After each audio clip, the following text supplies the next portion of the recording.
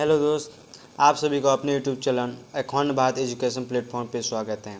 इस चैनल पे आप सभी को बीपीएससी, बिहार दरोगा, बिहार पुलिस, एसएससी आदि कॉम्पिटिटिव एग्जाम का तैयारी कराया जाता है, बिल्कुल फ्री ऑल सब्जेक्ट के साथ। ठीक है, तो जैसे हम लोग पिछले वीडियो में बौद्ध धर्म के बारे में पढ़े थे लोग, जिसमें से कुछ टॉपिक बच गया था, जिसको हम लोग क्या करेंगे, आज कवर करेंगे लोग। ठीक है, तो इसलिए यहाँ पे क्या बोले, भाग 2 लिख दिए हैं कि ये पार्ट दूसरा है। ठीक है, देखिए महात्मा बुद्ध के 4 सत्य वचन है। महात्मा बुद्ध ने 4 सत्य वचन दिए थे। पहला वचन ये दिया था, संसार जो है दुखों से भरा है, सभी के दुखों का कोई न कोई कारण अवश्य है।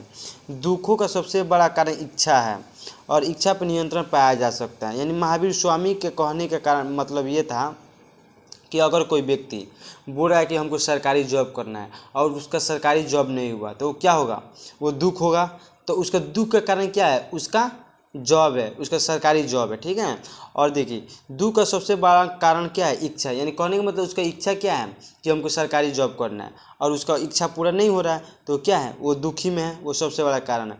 उसने चौथा में ये भी कहा बुद्ध ने कि इच्छा पर नियंत्रण पाया जा सकता है। ठीक है, चलिए आगे देखते हैं लोग कैसे इच्छा पर नियंत्रण पा सकते हैं लोग। महात्मा बुद्ध ने इच्छा पर नियंत्रण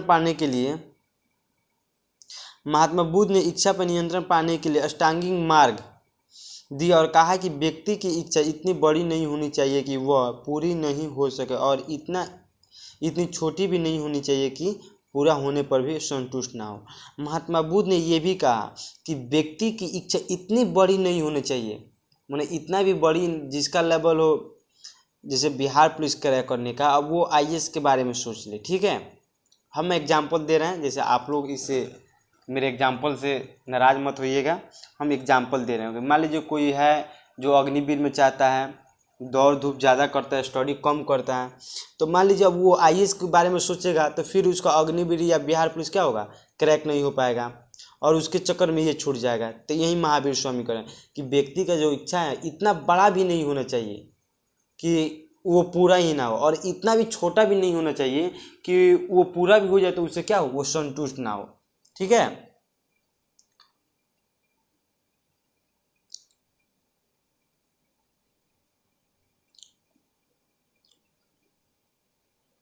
महात्मा बुद्ध ने कहा कि यदि कोई इच्छा अधूरी रहेगी तो वह पुनर्जन्म का कारण बनेगा।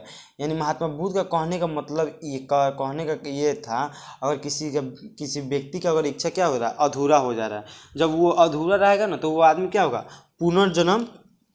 पुनर्जन्म में आने के क्या बन जाएगा, कारण बन जाएगा। उसका इच्छा क्या हो जाएगा, कारण बन जाएगा पुनर्जन्म में आने के बाद। ठीक है, पुनर्जन्म से छुटकारा पाने के लिए इच्छा को मारना पड़ेगा, इस क्रिया को उन्होंने मोक्ष कहा। यानी कहने का मतलब जो बुद्ध थे वो बोले कि अगर आप पुनर्जन्म से छुटकारा पाना चाहते हैं तो आप अपनी इच्छा को क्या कीजिए, नहीं तो पूरा कर दीजिए, नहीं तो मार दीजिए। ठीक है, और इसी क्रिया को उन्होंने मोक्ष कहा था कि अपनी इच्छा को क्या करना, मार देना ही मोक्ष कहलाता है। महात्मा बुद्ध अपना उपदेश पाली भाषा में देते थे। महात्मा बुद्ध थे जो अपना उपदेश किस भाषा में देते थे, पाली भाषा में देते थे। महात्मा बुद्ध ने अपने अनुयायियों को 10 ऐसी बात करने से मना किया था जिसे सिल्लेख कहते हैं। महात्मा बुद्ध जो थे, जो उनके शिष्य यानी जो उनके चेला थे, उन्होंने 10 ऐसी बात करने से मना किया था उन लोगों को। उन्हें किस नाम से जाता है, सील के नाम से जाता है। तो सील की संख्या कितनी है, तो सील की संख्या कितनी है, 10 है। ये क्वेश्चन पूछा हुआ है बीपीएससी में कि सील की संख्या कितनी है, तो सील की संख्या कितनी है, तो सील की संख्या है 10 है। ठीक है, मगध के राजा बिंबिसार ने बुद्ध के निवास के लिए बेलवन नामक महाविहार बनवाया। यानी जो मगध के राजा थे बिंबिसार, उन्होंने बुद्ध के निवास के लिए बेलवन नामक महाविहार बनवाया था। यानी बेलवन में एक जगह था महाविहार, वहीं क्या हुआ था, महाविहार बनवाया था। किसके लिए, बुद्ध के लिए। कौन बनवाया था, बिंबिसार। ठीक है,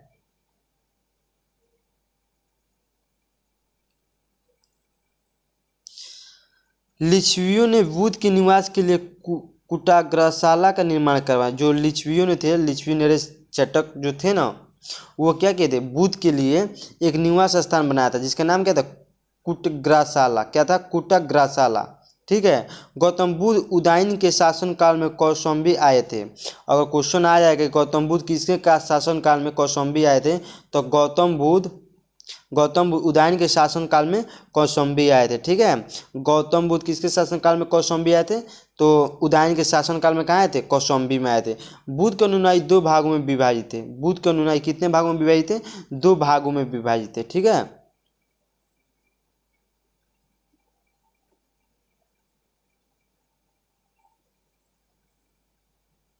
जो गौतम बुद्ध के दो चला थे वो दो भागों में क्या थे, बटे हुए थे। पहला था भिक्षुक, पहला क्या था, भिक्षुक। देखिए इसको हम हाईलाइट कर देते हैं ताकि आपको क्या होगा, नोट्स बनाने में दिक्कत ना हो। ठीक है, तो पहला क्या था, भिक्षुक। देखिए जो भिक्षुक था, बौद्ध धर्म के प्रचार हेतु संन्यास ग्रहण करने वाले व्यक्ति भिक्षुक कहलाए। यानी कहने का मतलब जो बौद्ध धर्म के लोग थे, बौद्ध धर्म में जो प्रचार कर रहे थे, संन्यास क्या होते, संन्यास बन गए थे, सन्यासी अपना ग्रहण कर लिए थे, उन्हीं को किस रूप में जाना गया, भिक्षुक के नाम में। यानी क्या हुआ, जो भिक्षुक भिक्षा उक्षा मांगते थे उन्हीं के नाम से जाना गया था, किसको, भिक्षुक। और दूसरा था उपासक। दूसरा क्या था, उपासक था। ठीक है, दूसरा क्या था, उपासक।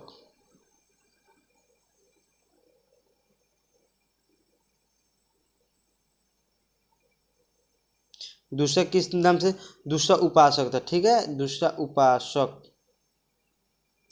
देखिए उपासक, जो उपासक थे, गृहस्थ जीवन जीते हुए भी बौद्ध धर्म अपनाने वाले व्यक्ति उपासक कहलाए। कहने का मतलब जो अपने घर पे रहते थे, घर द्वार पे रहते, ठीक है, घर द्वार ये सब पे रहते थे, अपने घर परिवार को देखते भी थे, उन्हें किस रूप में जाना गया था, उपासक के रूप में जाना गया था। ठीक है, और भिक्षुक जो क्या कहते, बौद्ध धर्म का प्रचार करते और सन्यासी बन गए थे, उन्हीं को भिक्षुक के नाम से जाना गया था। ठीक है, बौद्ध धर्म ने 3 दर्शन दिए थे। यानी महात्मा बुद्ध ने, कहने का मतलब जो महात्मा बुद्ध थे वो कितने दर्शन दिए थे, तो महात्मा बुद्ध ने 3 दर्शन दिए थे। ठीक है, इसको भी हाईलाइट कर देता हूँ मैं। महात्मा बुद्ध ने कितने दर्शन दिए थे, महात्मा बुद्ध ने 3 दर्शन दिए थे। ठीक है, देखते हैं कि वो दर्शन कौन कौन सा है। देखिए पहला अनेश्वरवाद, अर्थात ईश्वर का कोई अस्तित्व नहीं है। जो महात्मा बुद्ध ने जो 3 दर्शन दिए थे, अनेश्वरवाद, और उसमें उन्होंने कहा था कि ईश्वर का कोई अस्तित्व नहीं है। ठीक है, और देखिए दूसरा शून्यवाद दिए थे, और कहे थे इसमें कि कोई भी व्यक्ति सर्वहारी नहीं है, न ही सर्वशक्तिमान है। कहने का मतलब कोई व्यक्ति न ही सर्वहारी है, जो पूरा सब कुछ जानता, और ना ही वो शक्तिमान है, जिसके पास सारी शक्ति हो। ठीक है, तीसरा दिए तो वो क्षणिकवाद में उन्होंने कहा कि संसार की सभी वस्तुएं कुछ ही समय के लिए है, इनका विनाश निश्चित है, अर्थात ये सभी वस्तुएं क्षणिक हैं। यानी क्षणिकवाद जो दिए थे वो कहे थे कि संसार में जितने भी वस्तु है, जितने भी सामान है, जितने भी वो चीज़ है, वो कुछ समय के लिए है, बहुत कम समय के लिए, और जितने भी सामान है ये संसार में वो कभी ना कभी क्या हो जाएगा, विनाश हो जाएगा। एक निश्चित समय में क्या हो जाएगा, विनाश हो जाएगा, जिसे हम लोग किस नाम से जाना, क्षणिकवाद के नाम से जाना गया था। ठीक है, त्रिपिटक का अर्थ ज्ञान भरा टोकरी होता है। ठीक है, त्रिपिटक किसमें है, तो बौद्ध धर्म में। ठीक है, तो त्रिपिटक का अर्थ क्या होता है, टोकरी होता है। त्रिपिटक का अर्थ क्या होता है, टोकरी होता है। ठीक है, देखिए त्रिपिटक श्रीलंका में ही सिन्हली भाषा में लिखा गया है। बौद्ध धर्म में प्रवेश की न्यूनतम आयु 15 वर्ष है। यानी कहने का मतलब कि त्रिपिटक श्रीलंका में सिन्हली भाषा में लिखा गया। जो त्रिपिटक है वो श्रीलंका में किस भाषा में लिखा गया था, सिन्हली भाषा में लिखा गया था। अब बौद्ध धर्म में प्रवेश करने के लिए, माने हम बौद्ध धर्म में जाना चाहते हैं, बौद्ध धर्म में हमको जाने के लिए कितना समय चाहिए, कितना उम्र होना चाहिए, कितना वर्ष, तो 15 वर्ष। कितना उम्र होना चाहिए, 15 वर्ष। ठीक है, एक इस टाइम का लड़का क्या कर रहा है, 15 वर्ष के चक्कर में, जब 15 वर्ष का हो रहा है तब पढ़ाई छोड़ के और कहीं कहीं क्या करना है, टंडैली मारने लग रहा है। पापा की परी को क्या कर रहा है, आप लोग समझ ही रहे होंगे कि पापा की परियों के फेर में पड़ जाता है लो और अपना पढ़ाई वढ़ाई छोड़ देता है लो। देखिए ऐसा मत कीजिए लो, आप पढ़िए। जब आप पढ़िएगा, अच्छे पोस्ट पे जाइएगा, जब पैसा कमाइएगा ना, तो वही पापा की जो परी होगी ना, वो खुद पापा जब आपके पास पैसा हो तो शैतान के भी हाथ में दे देंगे। उस परी को शैतान के भी हाथ में दे देंगे। तो आप उस परियों के पीछे मत भागिए, आप अपने जॉब, अपने लाइफ, अपने ड्रीम के पीछे भागिए, ताकि आपका ड्रीम क्या हो, सक्सेस हो। अगर सक्सेस हो जाएगा, आप अच्छे पोस्ट पर हो जाएंगे, तो वहीं पापा अपने परी को किसके हाथ में सौंपेंगे, किसके हाथ में सौंप देंगे, आपके हाथ में। आप शैतान भी होंगे तो, या अच्छे भी होंगे तो, या माँ का मगरमच्छ भी होंगे तो। ठीक है, चलिए हम लोग आगे चलते हैं। लोग बुध अपने जीवन का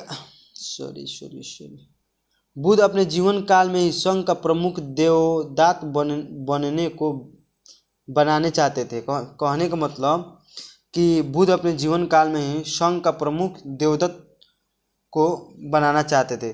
जो गौतम बुद्ध थे, जब तक वो जी रहे थे तो उनका एक संघ था। ठीक है, उनका संघ एक प्रमुख था, कौन, देवदत्त। तो अपने संघ का प्रमुख किसको बनाना चाहते थे, तो देवदत्त को बनाना चाहते थे। ठीक है, महात्मा बुद्ध उपदेश देते हुए पावापुरी पहुंच गए, जहां एक जैन भिक्षु चंद्र ने उन्हें शुक्र मांस यानी सुअर का मांस या जहरीली मशरूम खिला दिया। ठीक है, कहने का मतलब जो महात्मा बुद्ध जब उपदेश देते देते पावापुरी में गए थे, तो वहाँ पे एक जैन भिक्षुक था। कौन भिक्षुक, जैन भिक्षुक, जिनका नाम क्या था, चंद्र था।